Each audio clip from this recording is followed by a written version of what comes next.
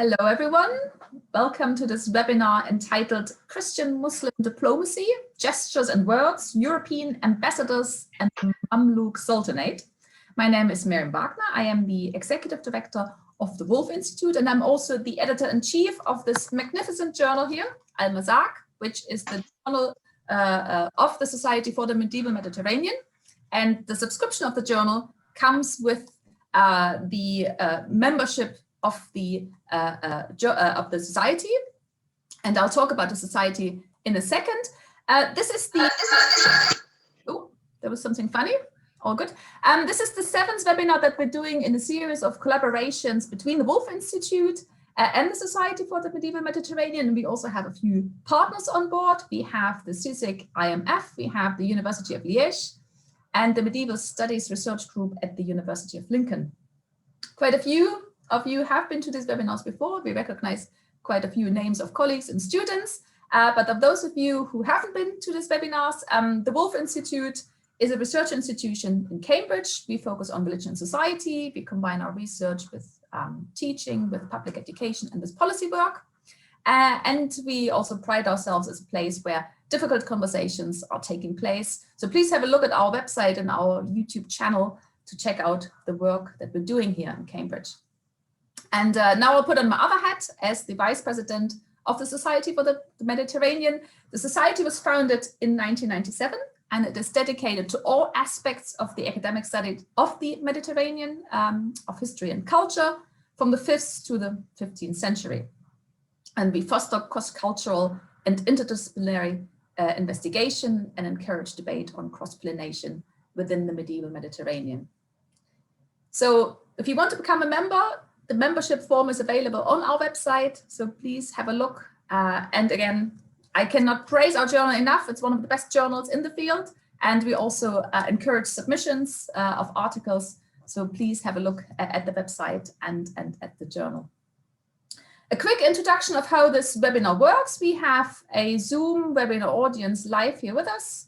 And we're also live streaming via Facebook. So if you want to rewatch this, or if you want to recommend it to anyone, this video will be available from the Woolf Institute Facebook page pretty much after this webinar is finished, and it will also very soon appear on YouTube on the Woolf Institute YouTube channel. The structure will be as such. I'll introduce the chair, Professor Johan Steenbergen, who will in turn then introduce our speaker of today, Dr. Alessandro Rizzo from the University of Liege. And he will then present on his research for about 15 minutes. And then you and Alessandro will have a short discussion, a response and a discussion afterwards, while you can think about the presentation, and you can prepare your questions for the Q&A session, which we will then have afterwards. And please, if you can, type your questions in the Q&A portal at the bottom of your screens, because it's easier to handle for the chair than if you put them in the chat. So yeah, the Q&A box you can find just next to the chat box. And now I think it's time to wrap this up and introduce our chair.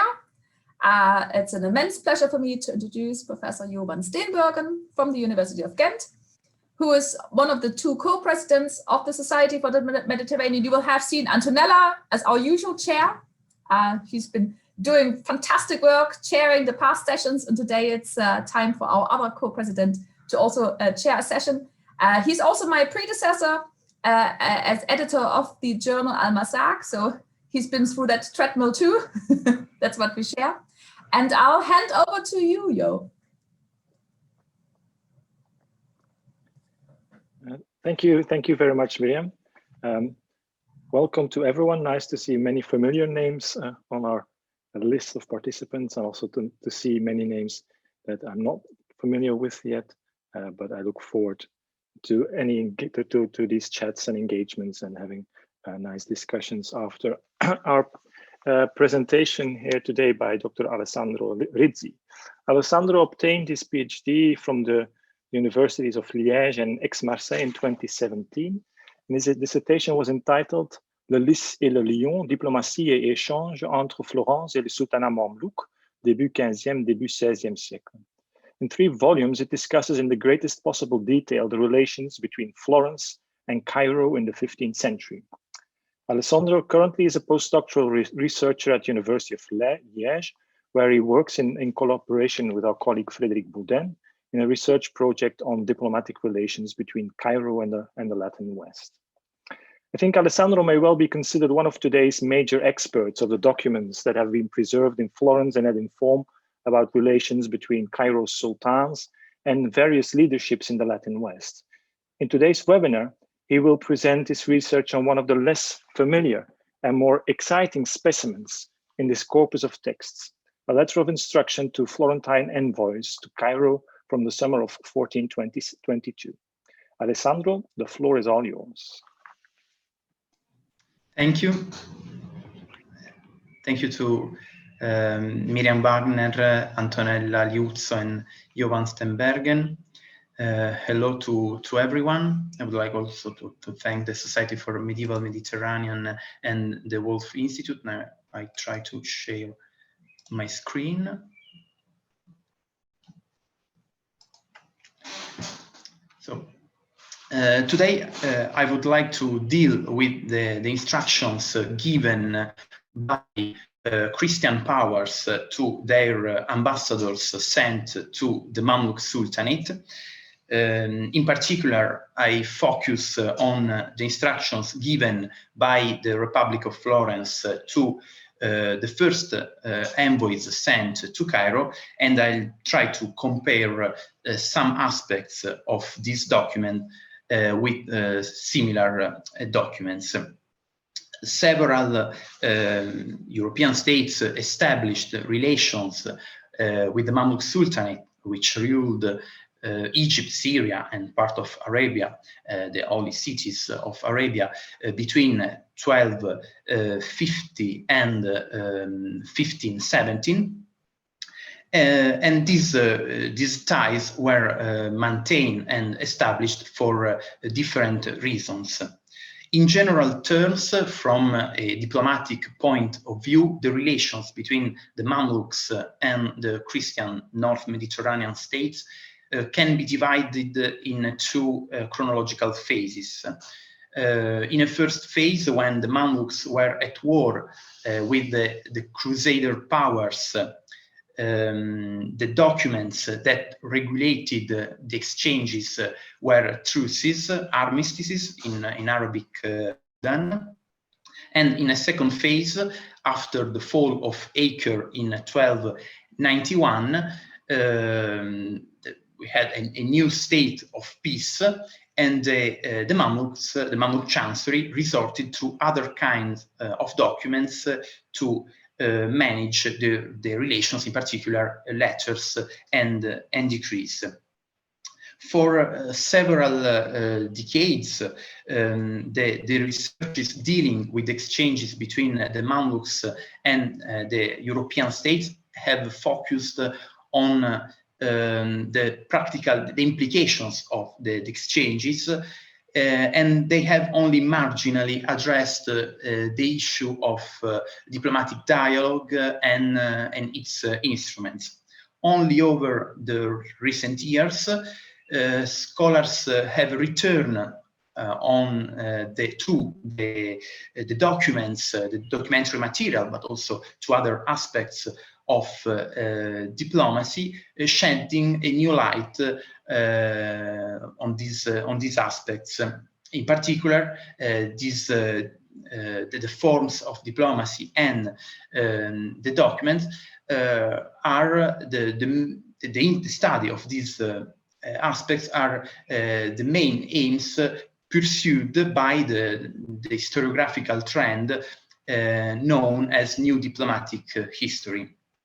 In this line, the analysis of the instructions can help the new diplomatic historian in reassessing the multiple languages of diplomacy.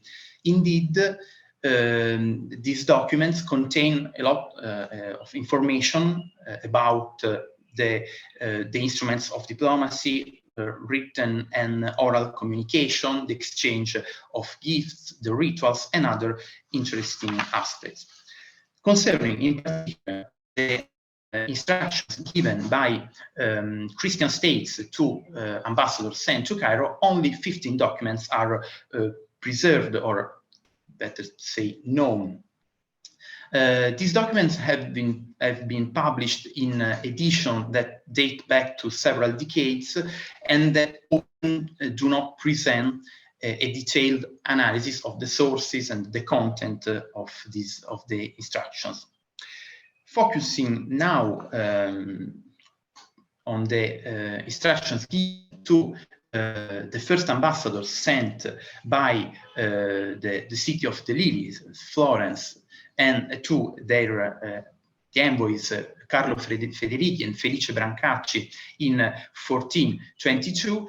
This document is preserved, is kept in the state archives of Florence.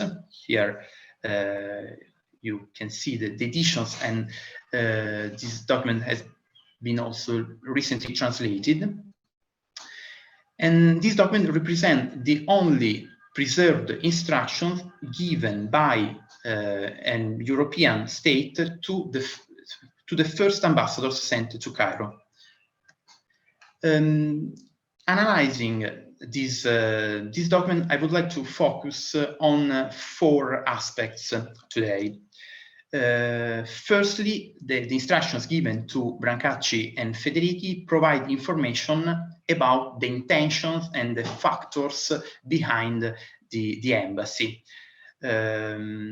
If we look at this document, we discover that the relations established between Florence and the Mamluks were due mainly to economic and commercial interests, as we can read in the slide.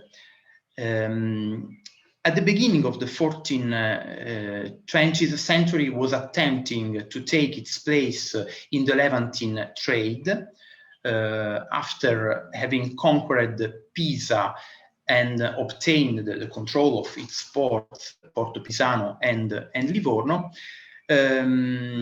Florence established a system of state galleys, and the first destination of this the Florentine navy is Alexandria, and the first ambassadors traveled on one of the galleys sent to Egypt.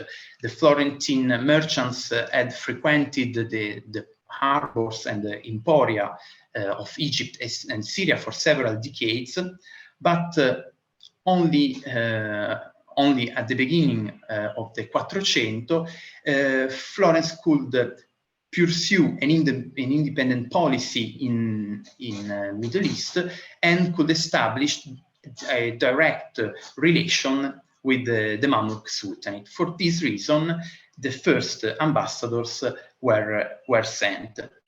By reading the instructions, we discover that Brancacci and Federici are instructed to ask for essential rights for the merchant community. For example, a fondak or a funduk was the warehouse where the merchants could stay and stock their goods. Then they request a consul who was the representative of the merchant community. They ask for other infrastructures, for example, an oven, a church, bath, and obviously rights, commercial rights, in particular rights similar to those granted previously to the Pisan, the merchants of Pisa, and the merchants of Venice. Indeed, Florence was also pursuing symbolic aims. At this time, the city was presenting itself as the rightful heir, the successor of the Maritime Republic of Pisa that the city had recently conquered, and at the same time, Florence and the authorities of Florence presented the city as a competitor, a commercial competitor of Venice. That was the great model of the exchanges, of the commercial exchanges between North Mediterranean powers and the Mamluks. The motives behind the embassy that we can find in the instructions is one of the aspects that we can compare with other instructions and relations. For example, if we look at the directives imparted by the Crown of Aragon to the envoys sent to Cairo, we find a wider variety of factors, military reasons, but also religious, political, and also commercial. To mention only two recent articles, Frédéric Baudin and Nicolas Jasper have recently studied the reasons behind the relations established between the crown and the Mamluks. In particular, Baudin highlighted studied the diplomatic documentary procedures, while Jasper has studied the importance of piety and religion in the relations established by the two powers. And these aspects, we don't find these aspects in the instructions given to the Florentine ambassadors. Another point that I would like to underline is the fact that the instructions represent a great source for the study of the diplomatic approach, the instruments of diplomacy, and the forms of diplomacy. As I have said, the instructions given to Brancacci and Federici represent the only preserved document concerning a first embassy sent to Cairo by a Christian state. And for this reason, the city of the Lili, we notice the fact that the city of the Lili and its authorities were not familiar with the Mamluk Sultanate, and they had no experience, and also the ambassador were not familiar with the Egyptian environment. And the Signoria, for this reason, the government of the city, recommended a certain carefulness to its ambassadors, and Federici and Brancacci are commissioned to gather information during their journey about the better way to conduct diplomacy and to communicate with the Sultan and the other officers, intermediaries of the relations. This hesitancy and prudence in the instructions given to Brancacci and Federici is even more remarkable if we compare this document with other documents, similar analogous documents. For example, in the instructions given some months earlier by the Doge Tommaso Mocenigo to the Venetian envoys Loredan and Capello, we find a completely different approach. But the city, the Serenissima, Venice, had established ties with Cairo at the beginning. The relations between Venice and Cairo dated to the first years of the Mamluk regime. So in the instructions we can read the insistence concerning the friendship between, the long friendship, diplomatic friendship between the two powers, while Florence was establishing a completely new relationship, and this reflects all the unpredictability that this kind of approach implied. So, for this reason, the two ambassadors have to be flexible enough to adjust their approach to the new situation. the later history of the relations between Florence and Cairo demonstrates that this first initial approach was successful. We don't find similar approach in the instructions given to ambassadors sent to Cairo, but if we compare these instructions with other instructions given to European ambassadors sent to other Muslim powers, we can find something similar. For example, in the instructions given by the Republic of Genoa to the ambassador Pietro Fieschi in 1479, instruction studied by Roser Salicru, we can notice a similar approach, and Pietro is commissioned, is instructed to request information from the Genoese merchants living in the Sultanate about the habits of the Nasrid kingdom of Granada, the power to which Pietro is sent, and the habits of its court. Concerning now third aspect, the factor of diplomacy in the instructions given to Brancacci and Federighi, and in other instructions we find information concerning all the officers that acted as intermediaries in the negotiations between the ambassadors and the Sultan. The Florentine authorities did mention only the admiral who was the naib, the governor of Alexandria, and Cadi della Legge and the Cadi della Aduana, the judge of the religious law and the judge of the custom offices, while in other instructions, for example, those given to Pietro Diedo in 1489, the role of the various dignitaries of the Mamluk administrations is better known, and we find the instructions mention the several dignitaries, the Amir al-Kabir, the Tawadar, Katib Asir, the Mihmandar, then Nasir al-Khas.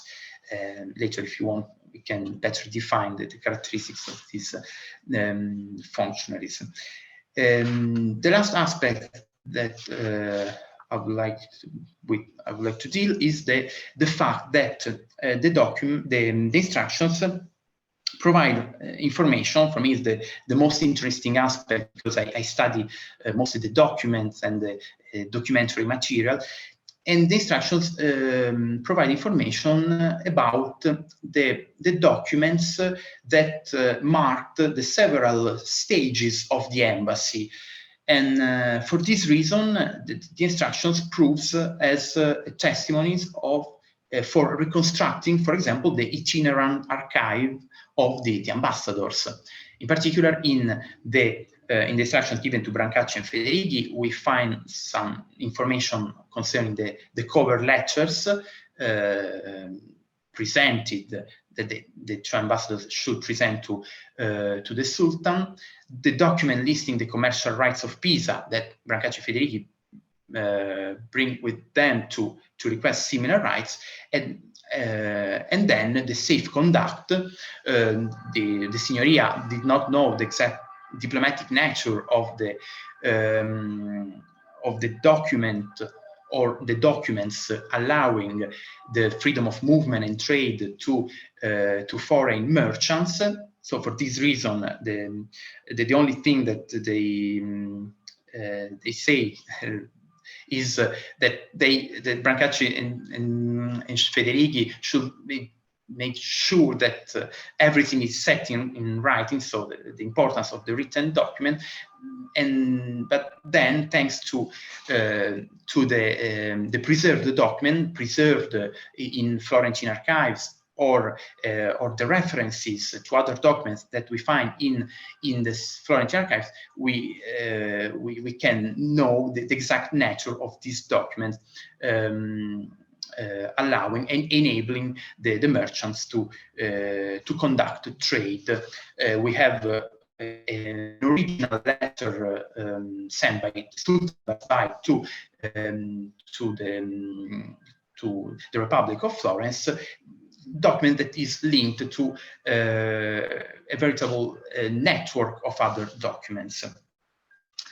In conclusion, I would like simply to stress the significance of the instructions as one of the several focal points by which we can study the relations and the instruments of the diplomatic dialogue established between the European powers and the Mamluk Sultanate. By examining and comparing this document, it was the document that defined the objectives and the conduct of the embassy, the new diplomatic historian can find crucial information about the way of approaching the diplomatic interlocutor, the degree of knowledge or inexperience with regard to the Mamluk Sultan, the Mamluk court or officers, and other information concerning, for example, the document. In particular, the instructions given to Brancaccio and Federighi provide a unique testimony to the careful approach adopted by a government at its first experience of diplomatic relations with Cairo.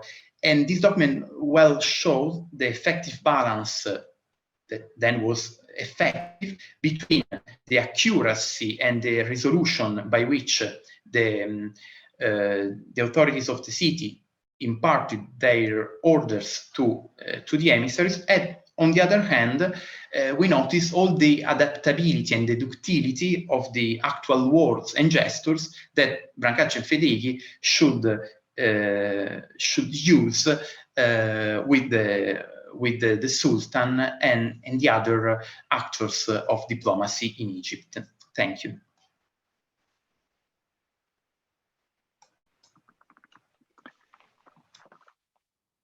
Thank you. Thank you very much, Alessandro, for a most inspiring lecture with very nice and even more inspiring pictures to go with it. Thank you especially for reminding us that the study of diplomacy and diplomatics is not just the study of treatises, charters, decrees, and similar big texts that issued from chanceries that were conforming to intricate formalities, for reminding us that diplomatic history is the study of transregional and transcultural relations that also have all kinds of other related texts at its disposal: letters, lists of gifts, safe conducts, petitions, and indeed also instructions to envoys. I think like 2 years ago, our colleague Frédéric Baudin, who is present here as well, I've seen, published the first of its kind survey of the full range of these different types of documents that were drafted in the context of the diplomatic relations that involved the Sultan in Cairo, explaining also, demonstrating how most of these documents were preserved almost exclusively in European, or are preserved almost exclusively until today in European archival repositories. For the more than 250 years of the Sultanate's history, from the mid-13th century until the early 16th century, it turns out that we have only a little bit more than 200 documents at our disposal.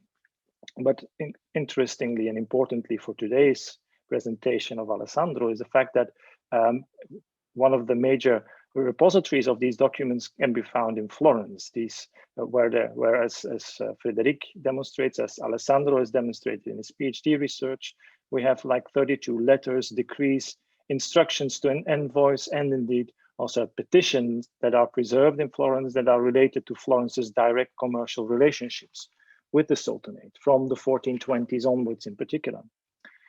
In Alessandro's PhD dissertation that, as I explained before, was defended in 2017, he included a comprehensive study of this entire corpus of documents. Today, he decided to select one specimen from this corpus, a special specimen from this corpus that is at the historical origins of it, in the sense that it was a document produced in the early 1420s, in June 1422, if I'm not mistaken, and that it offers a view behind the scenes of the setup of increasingly successful commercial relations between Florence and the Sultanate.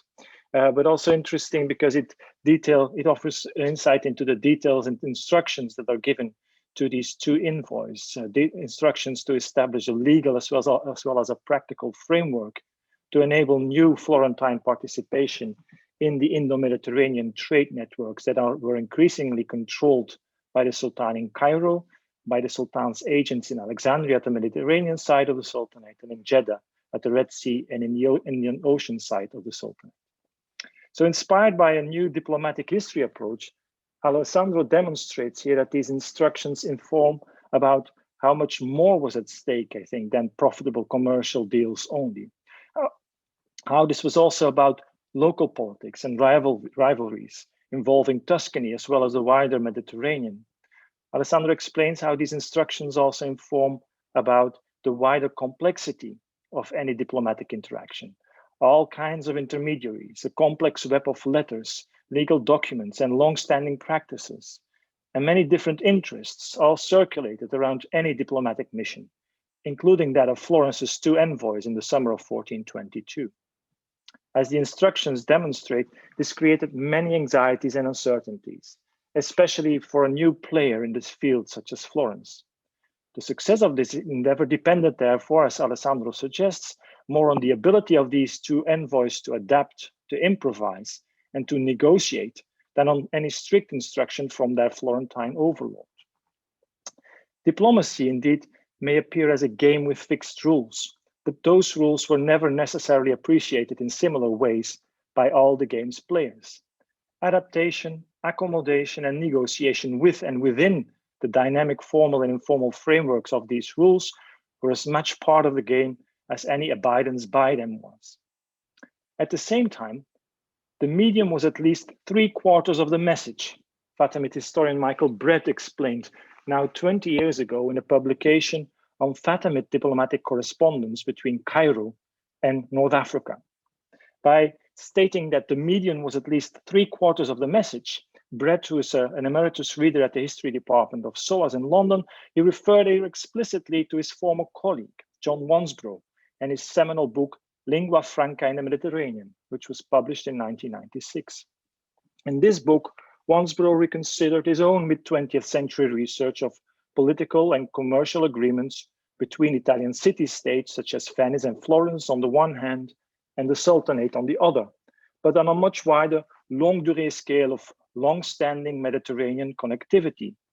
On this ambitious basis, Wansbrough suggested that chancery practice did not just abide by certain shared rules and conventions to generate successful transcultural communication. Chancery practice was itself, Wansbrough claimed, a meta-language of forms, sequences, syntax, phraseologies, and vocabularies common to Arabic and Italian scribes and to Mediterranean scribes more in general, a meta-language that enabled effective communication across different Mediterranean languages, a lingua franca. Now, this long introduction basically provides me with the tools to ask the following simple question to you, Alessandro. Wansbrough posits that diplomatic chancery practice, as it may be encountered in Venetian and Florentine archives, operates in a wider transcultural and transhistorical social space of, as it were, long-standing Mediterranean diplomatic, or even better, epistolographic connectivity. Yet in your reading, Alessandro, the 1422 instructions to the Florentine envoys to Cairo demonstrate a lack of familiarity with this diplomatic connectivity and its rules, its practice, its meta-language. How does this kind of Florentine, we might also almost call it parochiality, before 1422 fit in with Wansbrough's longue durée imagination of his Mediterranean lingua franca? Was Florence really a total Mediterranean outsider until the early 1420s? Or could it not build on the Pisan experiences? Did it perhaps not do so in the instruction you referred to make sure, I'm quoting here from your paper, that everything is set in writing, that is, that everything is confirmed, perhaps in the meta-language of chancery practice? That's my first main question. My second, more down-to-earth question, perhaps concerns the aftermath of this successful engagement in new transregional relations. The summer of 1422 is, of course, not just an auspicious moment in the expansion of Florentine regional hegemony. It also corresponds to the time when in Egypt, Sultan Barzbai was consolidating his violent usurpation of the Sultanate. Barzbay, who had just ascended the throne in March 1422 and who would continue to remain on the throne until his death in 1438. For Barzbay and for his new entourage too, therefore, this new commercial partnership may have been as beneficial in the balancing act of local Egyptian politics as that was the case with Florence in the politics of Tuscany and the Italian peninsula. This new partnership may have been one among various tools that were deployed by Barzbay, especially the 1420s, to, as is well known, continue to expand the Sultanate's interests in the Indo-Mediterranean trade, to facilitate what Jean-Claude Garcin and Francesco Apogliani, also present here, I've seen, have identified as the Mediterraneization and the commercialization of the Sultanate's political economy. As is well known, this integration of Mediterranean commercial partners, especially of Venice, happened particularly in Alexandria and to some extent in Damascus. As other studies, especially by Georg Christ, have shown, the intercommunal realities on the Alexandrian ground did not necessarily neatly align with the big principles that were communicated and negotiated between Cairo and Venice, or perhaps also for that matter, between Cairo and Florence. My question to you, Alessandro, simply is the following.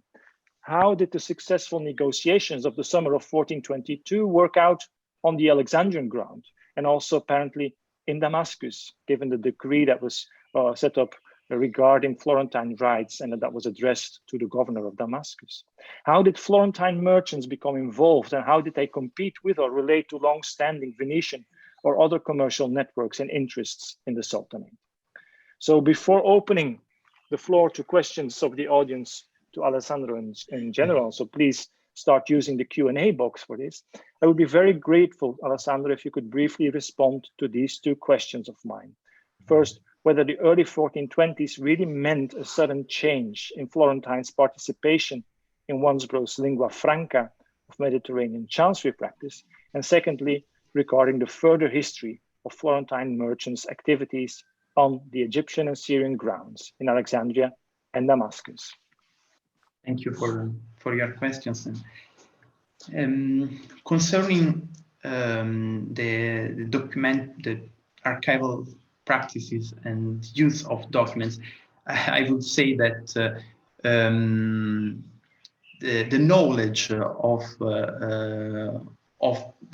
the Florentine ambassadors was sufficient to obtain the aims that Florence was pursuing at this time, and the later relations demonstrate that this language was successful. In particular, concerning the North Mediterranean context, historians have recently, in the last decade, have highlighted and insisted and studied the important and the growth and increasing of the use and the production of documents in the administration of the domestic and foreign policy. Concerning the Italian peninsula, we have different works. Isabella Razzaini has studied the case of the Marquisate of Mantova, Senatore, the Duchy of Milan, and other historians have studied other contexts. The Florentine context has been studied by researchers as Andrea Guidi.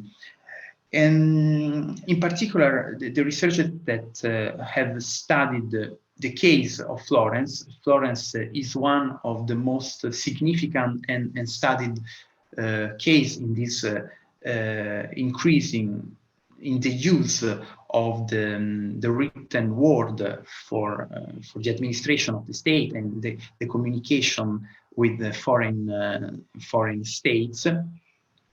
Have noticed certain changements that date to the same period that correspond to the establishment of the relation with Cairo. In fact, indeed, after having conquered Pisa, Florence became more aware of the importance of centralizing the power, but also the instruments of the power, and among these instruments, the written documents. For this reason, in the first years of the Quattrocento, new institutions were created, and institutions that were responsible for the documents and the organization of the documents. For example, the Ufficio delle Riformagioni, and we have also specific decrees that were issued for the organization of the documents, the provvisioni. In particular, concerning the diplomatic relations, several series of registers were organized to keep the different documents that marked the stages of the embassy. For example, we have the Legazione in Commissario that contain the instructions, such as in this case, but the instructions that I presented today are kept in this series of. In this series, then we have the missive, the letters sent to other powers, the responsive that contain the letter received, and relazioni or rapporti that contain the final reports. In this case, we have the final reports. So we have also the journals written by one of the ambassador, Brancacci. Sorry.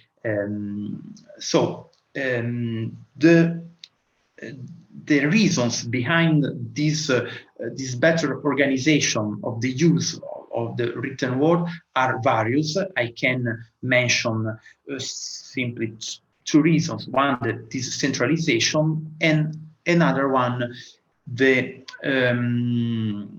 self-representation of the power of the city, the legitimation of the power of the city, concerning in particular the relation with Cairo and other European powers. You have cited John Wansbrook. John Wansbrook has studied in an article dating to 1960s a document preserved till today in the Florentine archives, a document containing a series of clauses concerning rights granted by the Sultan Jacques in 1442 to the Republic of Venice. The authorities of Florence requested this document from Venice, and this is only one example of how these documents traveled from one chancery to another, and that proved useful for specific purposes. And Venice remained the great model of the exchanges until the end of the Mamluk regime. So if we read the documents, the rights granted to Florence and those previously granted to Venice, we can notice that they are very, very similar. So I would say that at the Mediterranean context, for the purposes pursued by Florence at this time, a certain lingua franca of diplomacy was sufficient for these aims. indeed, they could establish these relations that endured until the end of the Mamluk regime. Concerning now the second question, and it is also related with this with duration of the relations. Florence, as I said in the presentation, was pursuing also symbolic purposes by establishing these relations. The important model was the Muda, the Venetian Muda, that was the travel of galleys, the regular travel of galleys to several Mediterranean and destinations. For this reason, Florence established a system of galleys, but this system will be abandoned at the end of the 15th century, and the exchanges between in the amount, the bulk of business of the Florentine merchant will never match with other competitors. So also in Alexandria and Damascus, and if we look at the deeds drafted by the Venetian notaries in Alexandria and Damascus, deeds that had been studied by Apellanitz, Christ, and that I studied a little bit for my thesis, we can find a lot of references to Florentine merchants, to Florentine consuls, but as I said, the bulk of business will never reach that of other powers, as for example the Crown of Aragon or Venice. Thank you very much, Alessandro, for responding to my questions. I'll now turn to the questions that are being asked by the members of our audience. I've got a couple that are actually related, and please don't hesitate to post your questions in the Q&A box, which you find at the bottom right of your screen. The questions that I have in front of me, I'll ask for a bit of a more general background information on the transformation of diplomatic relations from the 13th and 14th to the 15th century. Can you say in a more general way how these relationships changed? Perhaps I think people are also referring here to the Crusader context of the 13th century, to far more constructive commercial relations of the 15th century, how things changed over time.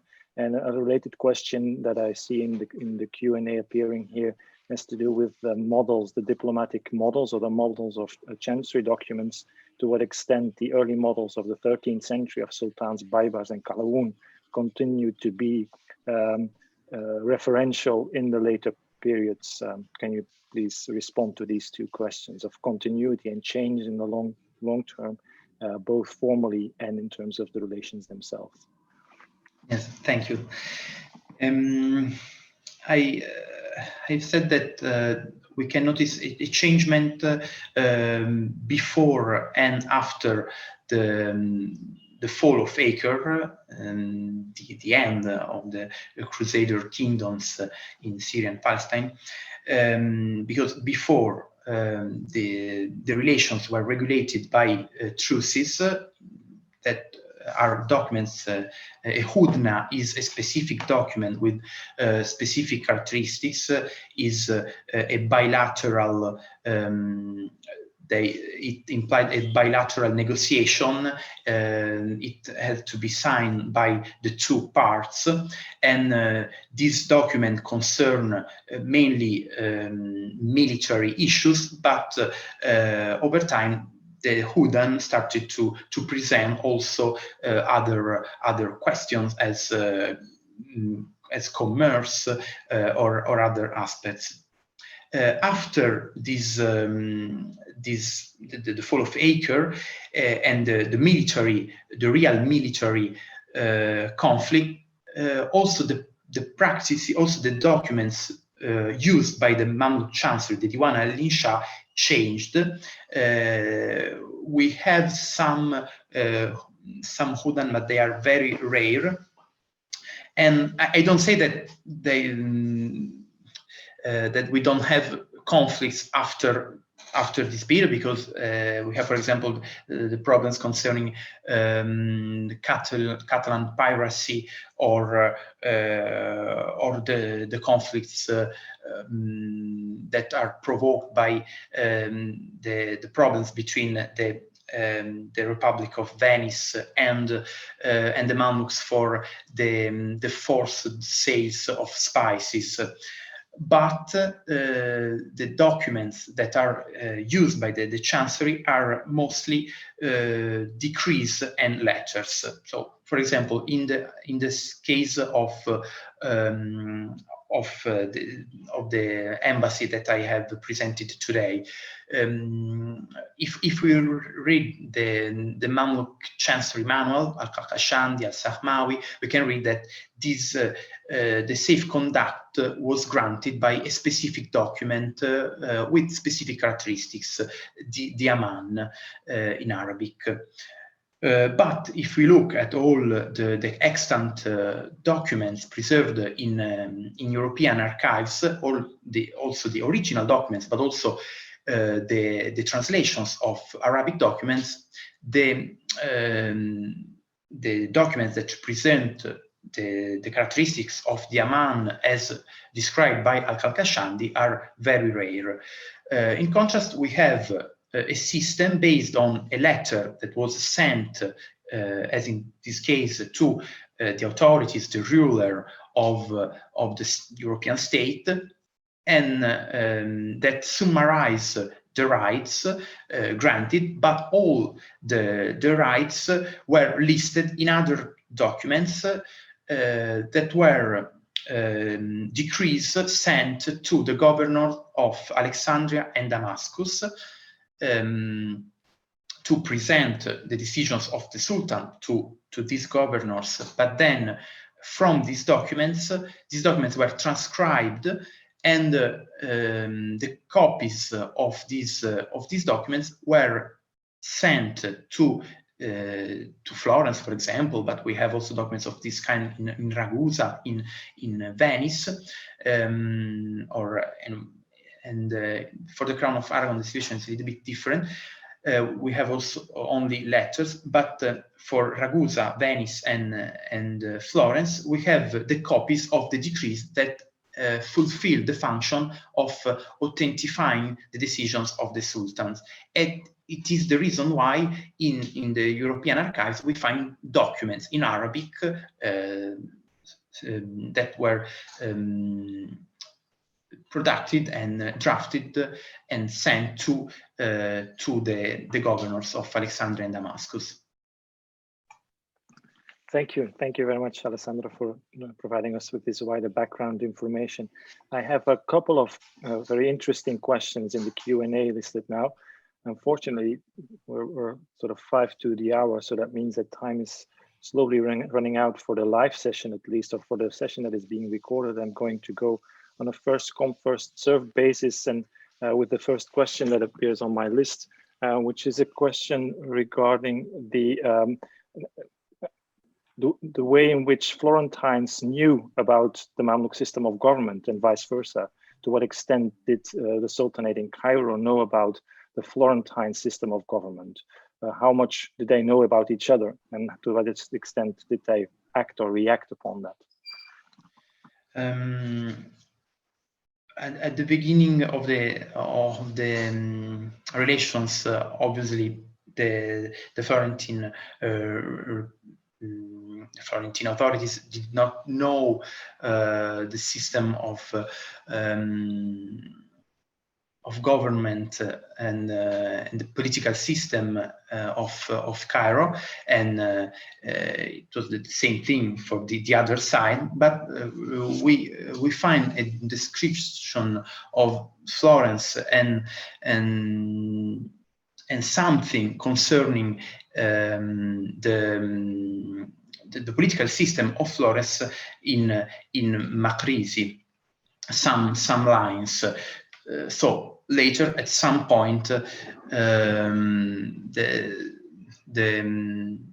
the sultans and the administration and the secretaries of the Diwan al-Insha, the chancery, became more aware of some characteristics of the interlocutors. And it is the same thing for the other side, from Florence. Thank you for responding so briefly. So we have time for one more question, I think, and that's a question that looks more in particular at the profile of the envoys that are being sent from Florentine. What do we know about them? In particular, are there any family networks of envoys, members going on repeated missions? And perhaps if not, then it's the question suggests that perhaps that is just why we need all these guides on how to go along, how to perform in these capacities. We find different backgrounds. For example, Brancacci and Federichi. Brancacci was a prominent merchant of silk, was a merchant that then commissioned the Cappella Brancacci, the frescoes of Cappella Brancacci, still extant in Florence, to the artist Masaccio. And while Federichi was a jurist, he had studied in Padova, canonical law, and he was a teacher of law. And then we have other backgrounds and characteristics.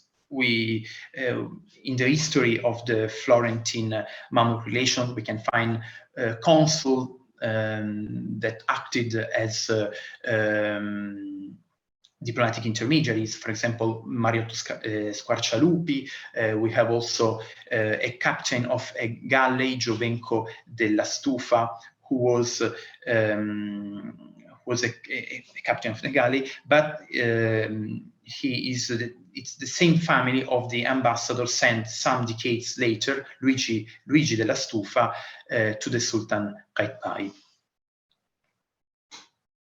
Thank you, Alessandro. Our conversation certainly can continue after the hour, but I think I'm going to hand over briefly to Miriam so that the recorded session can be wrapped up, and then we can continue. I've got a couple of questions more that perhaps you wouldn't mind responding to, so people don't run away, but I think I'm supposed to be handing back to Miriam at this point. Yes, thank you. We're now drawing to a close. At least we're saying goodbye to the Facebook audience. We will stay here in the webinar for a few more minutes, and we can answer some more of the questions that we have had. But we'll say goodbye now to the audience on Facebook. Thank you very much to our speaker and to the chair. Thank you all for being such a good virtual audience, for your interesting questions. Both the webinar crowd, and I think there was also some interaction on Facebook. And I really hope that you'll join us again for the next webinar in the series, which will take place on the 18th of May. The title is Maritime Conflict in the Medieval Mediterranean, and our speaker is Victoria Burguera. And actually, maybe, Antonella, can you help me with that name? I think Burguera. Burguera, okay.